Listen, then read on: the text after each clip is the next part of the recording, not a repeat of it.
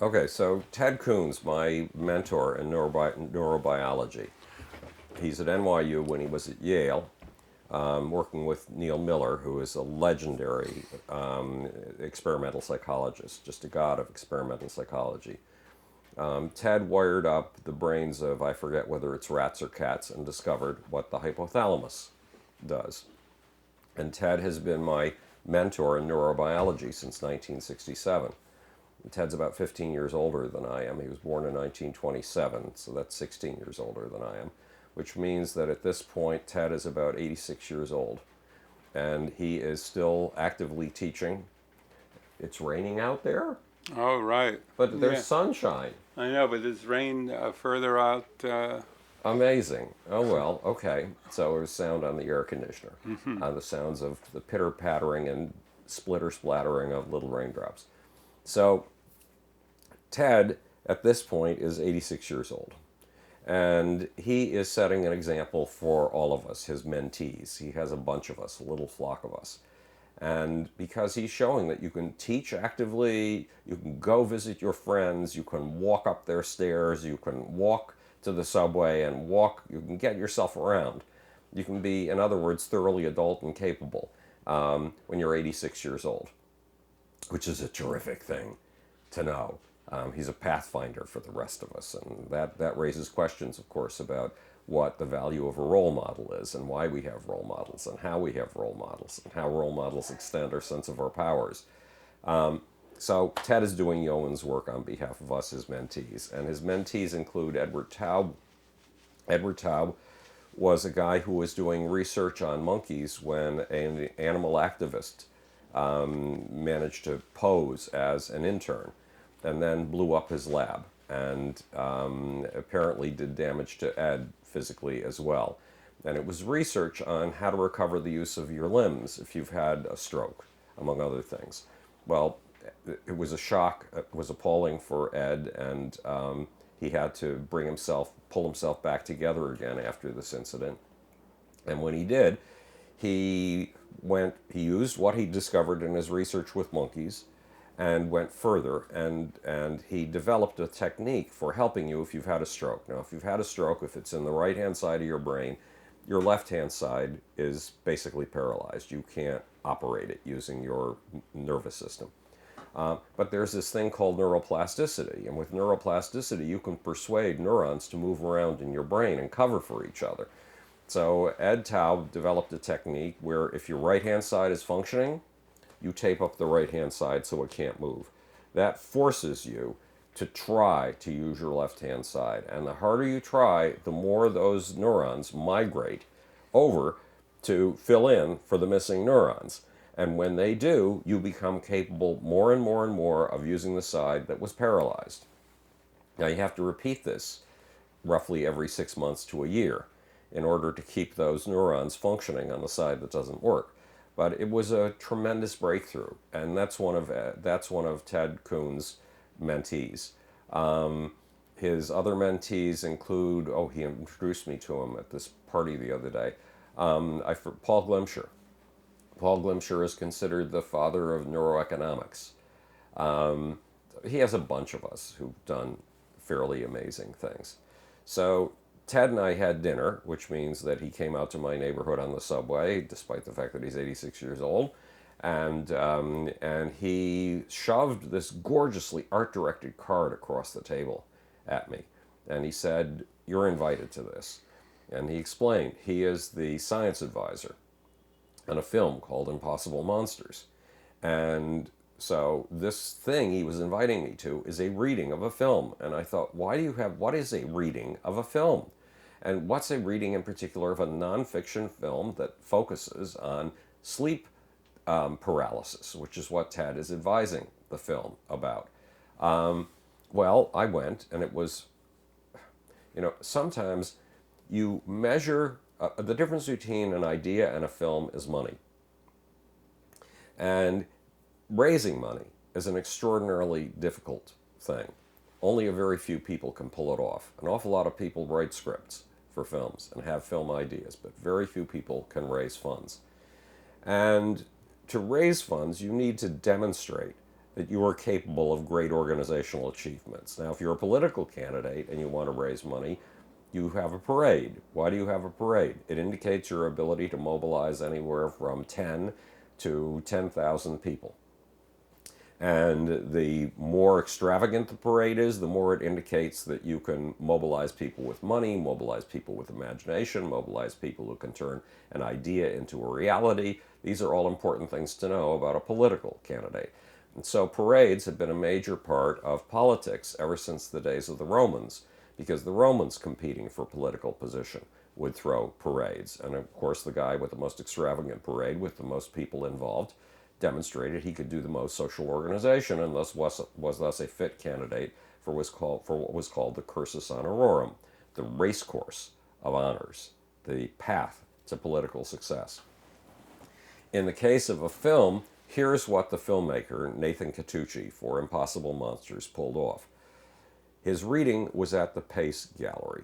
The Pace Gallery has prestige. The minute you walk into the room, you are aware every single second of the aesthetic qualities of the place, that it is aesthetically something very, very special. And of course, you're aware of the fact that the Pace Gallery is way up there on the top of the social hierarchy of galleries.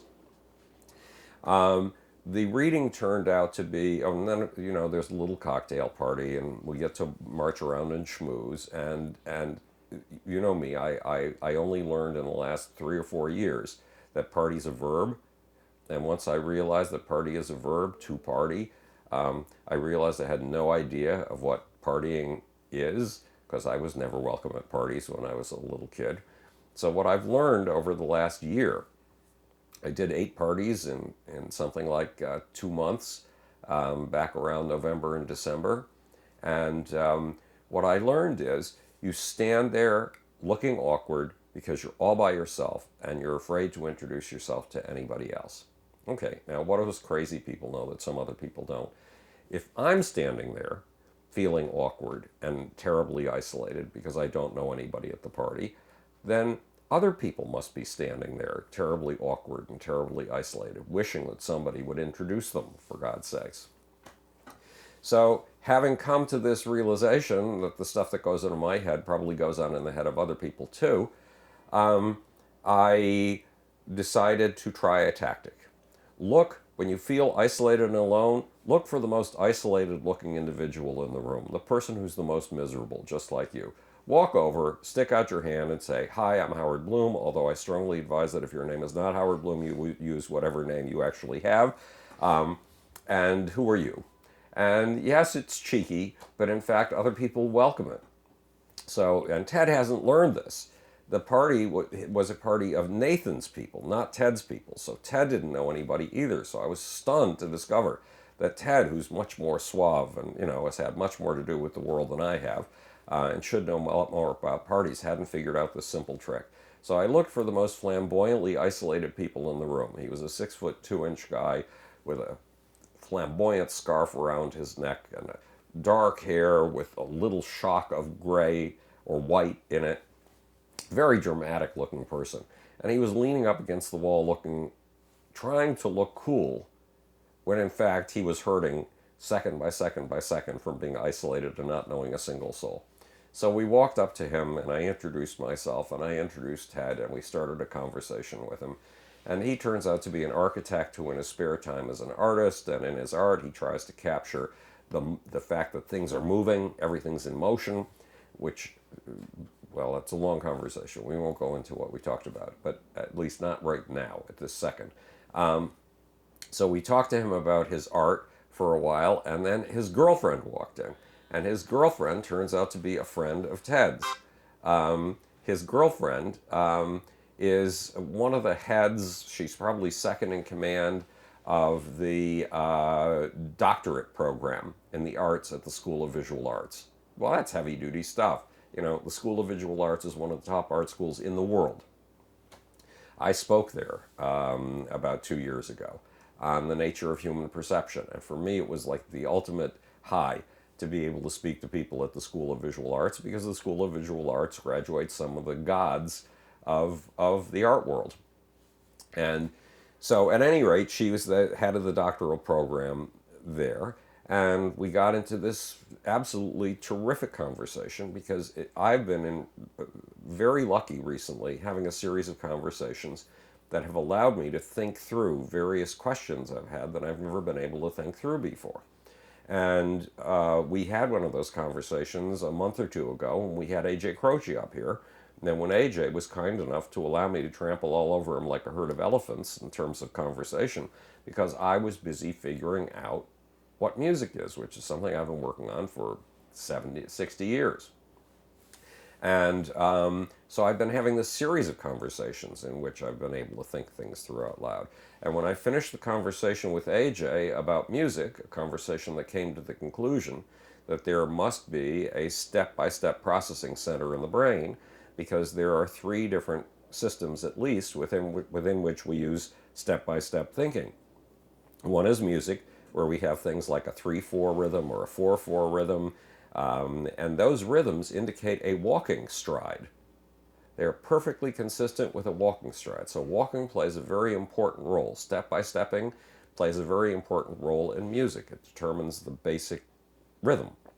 Another system that uses step-by-step method, when I was doing a history for the God problem of mathematics, diving deep into the history of mathematics, after an answer to a question, what the hell is an axiom, and where did the concept begin?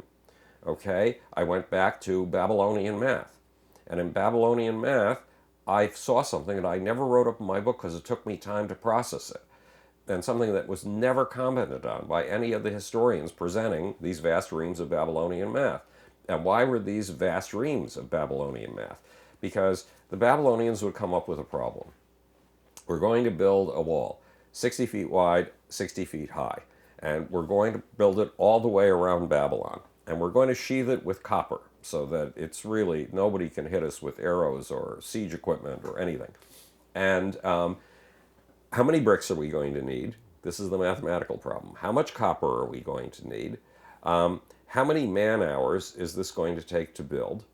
How many men are we going to need to employ to build it? How much bread are we going to need to feed these men?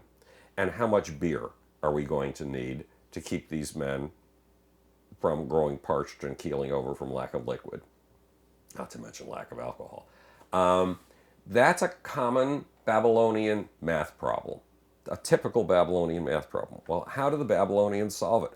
They break it down to 150 tiny, tiny little steps, and they repeat a common rule over and over again in those tiny little steps. We call that rule an algorithm today, and we call that kind of repetition 150 times iteration. And algorithms and iteration are keys to the mathematics of the 21st century. Nonetheless, what are all of these tiny, what do we call all of these tiny little incremental moving toward the solution? We call them steps. We call them steps.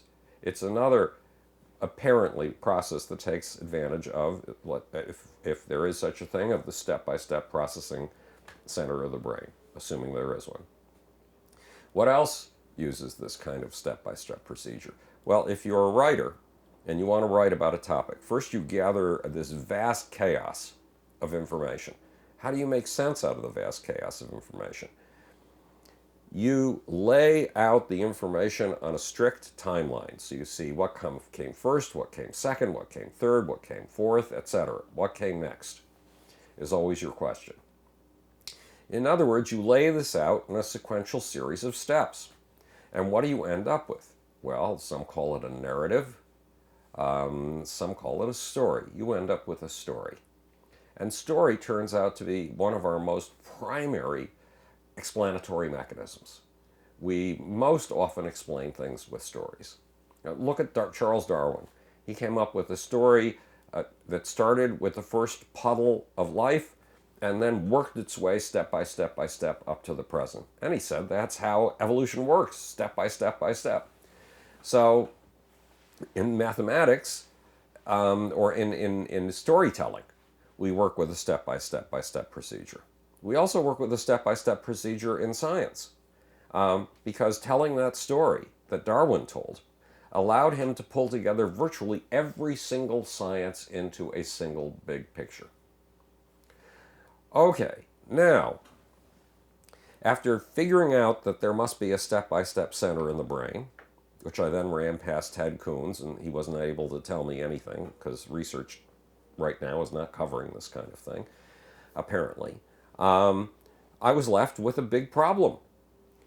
Remember, Charles Darwin used a step-by-step narrative structure, story structure, in order to pull all the sciences in the universe together into a big picture. So what the hell is a big picture?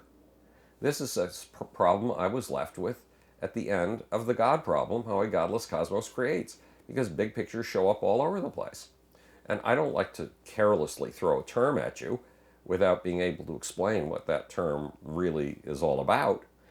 And I wasn't able to explain what a big picture is. So talking to the tall guy with the little white shock of hair in his dark hair and the scarf, who does pictures that focus on getting across motion, and to his girlfriend, Simonetta. His name is Brian Miller, and Simonetta's name is Simonetta Morrow. Talking to Brian and Simonetta, I was able to feel out the fact that a picture in reality, the picture you and I are seeing right now when we're looking at each other, is not a picture in the sense of a picture that you'd hang on a wall in a gallery. A picture that you hang on a wall in a gallery is static. It doesn't move. It doesn't change. But that's a very unnatural picture. In reality, the picture you're seeing right now and that I'm seeing right now is moving. It is constantly moving. It is inching ahead, step by step by step. So the pictures that we process with the roughly 40 vision centers in our brain are not pictures in the sense of a picture hanging on a wall in a gallery, though we sometimes simplify them by trying to abstract them that way. The fact is, and they're not pictures like a diagram in a book, which just sits there and never changes. They're very different. They're a common flow, they're constant flow of input that we put together somehow, that we synthesize. How do we know we synthesize it? What is this business about synthesizing? I just see one unified picture of you, don't I? No, not at all. What I'm seeing is the result of a bunch of sensory neurons in my iris competing with each other to grab hold of the sense, a certain sense of the incoming photons and what they are.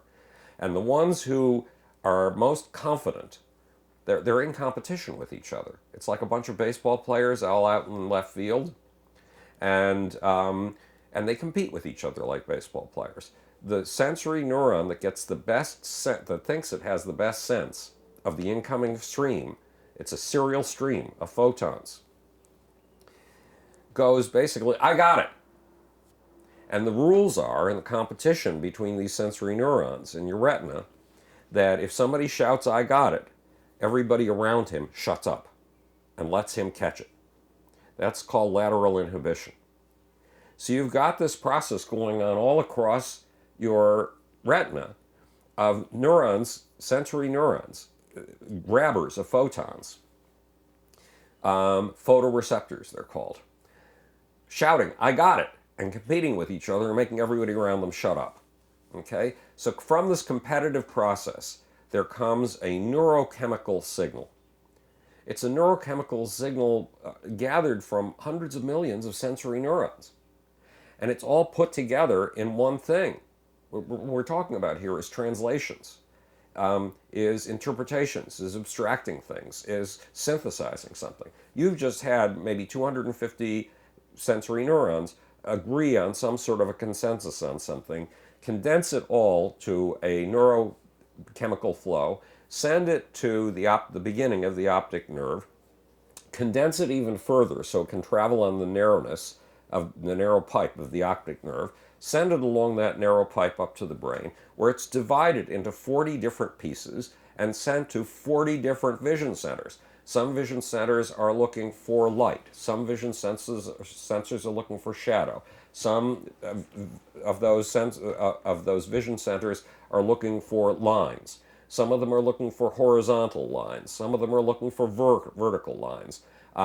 They're all processing little individual aspects of this picture.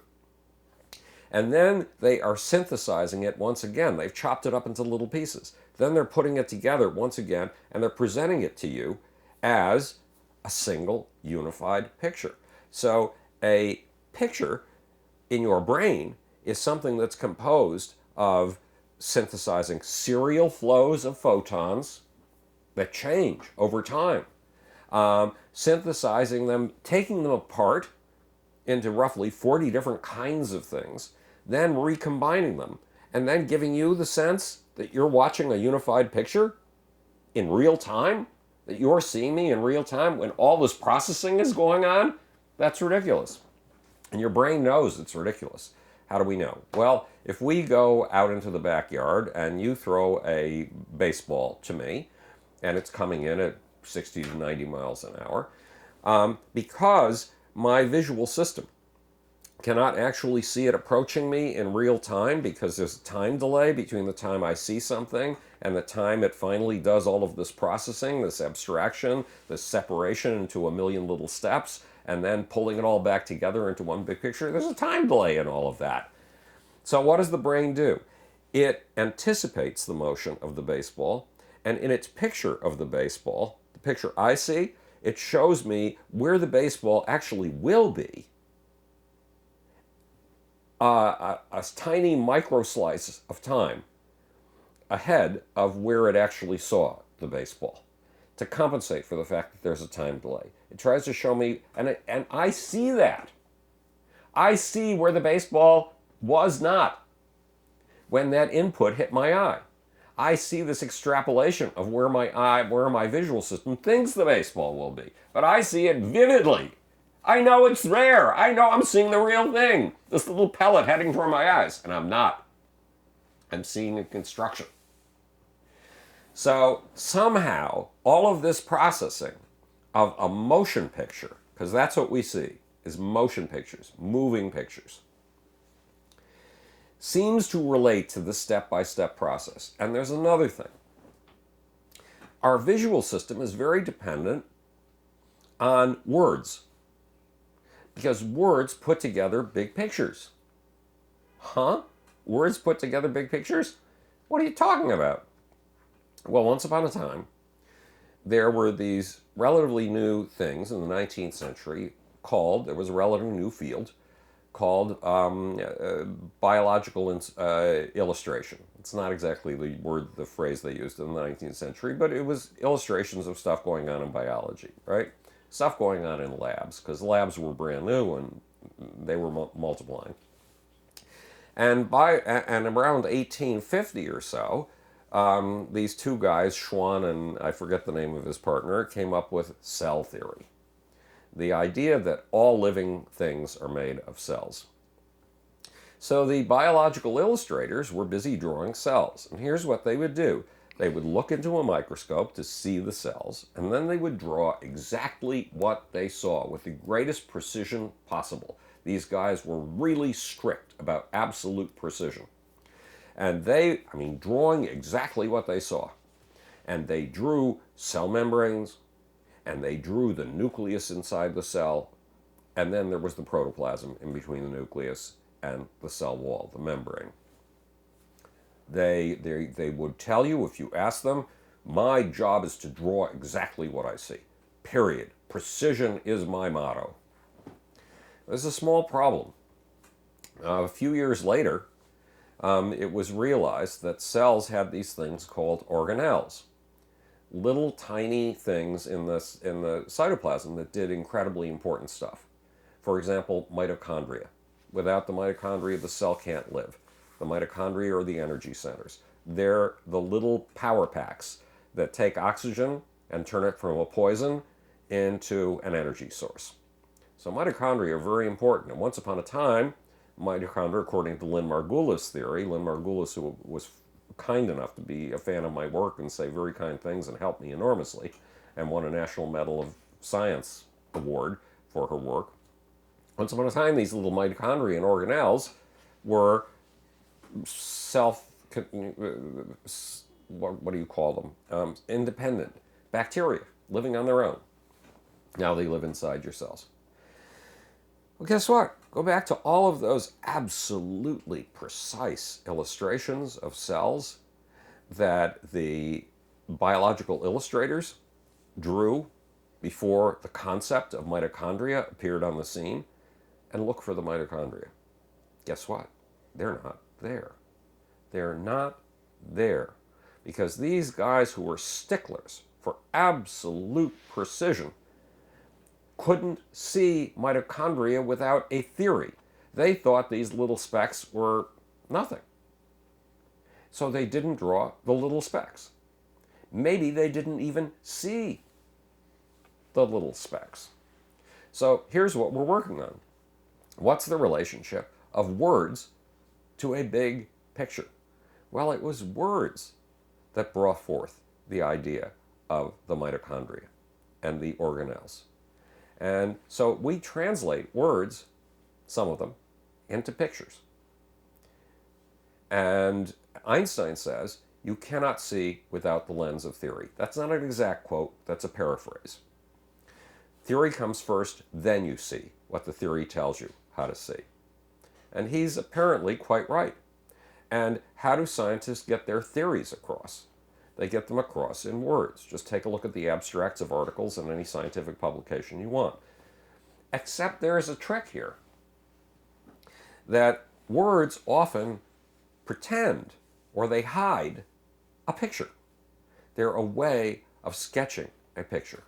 And in fact, you can often convey a theory with a picture in far less time than you can with words. For example, my Big Bagel theory of the universe. To explain it is an incredibly difficult proposition in words, but I can show it to you in an animation. And on YouTube, I do show it to you in an animation. The animation takes 5.5 minutes, but in reality, I could have used pictures to get it across to you in less than 20 seconds. And here it is, this incredibly complicated idea. So words and pictures have this kind of intimate relationship that doesn't normally get explored, except us writers know that we have to give you a vivid picture with our words, or our words may not mean anything to you. So what's the relationship between the big picture and the step-by-step processes of mathematics, of music, and of narrative? Narrative, music are all about conveying something in time. Music comes to you one note at a time in a serial process. Music gives us prediction practice of predicting what's coming next, because music sets up a basic pattern so we can easily predict that that basic pattern is going to repeat, and then it breaks the pattern and surprises us. Novelty in music, it's called the hook, the novelty. And novelty and the hook are very important. But in order to get us to predict a basic pattern so strongly that we will respond to something that breaks the pattern, you have to get our prediction practice mechanisms engaged. Stories are prediction practice. You know, we use the essence of stories to draw conclusions about what can happen in reality.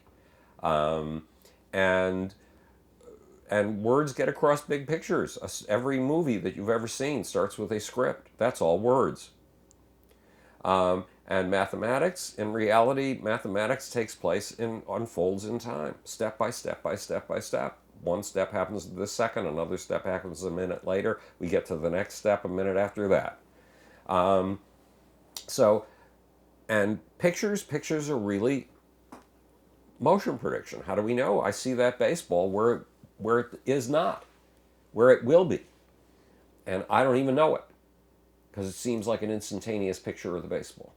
So apparently our visual system is making predictions on a fairly regular basis. In fact, when one sensory photosensor in the retina stands up and says, I've got it, it is making a prediction about the nature of the picture and saying, my sense of these incoming photons is better than your sense of these incoming photons. You're making the wrong prediction. I'm making the correct prediction.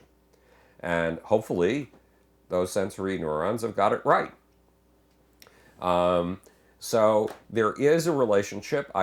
I'm having a hard time articulating what the relationship is of the big picture, despite this massive verbiage that I've just thrown at you.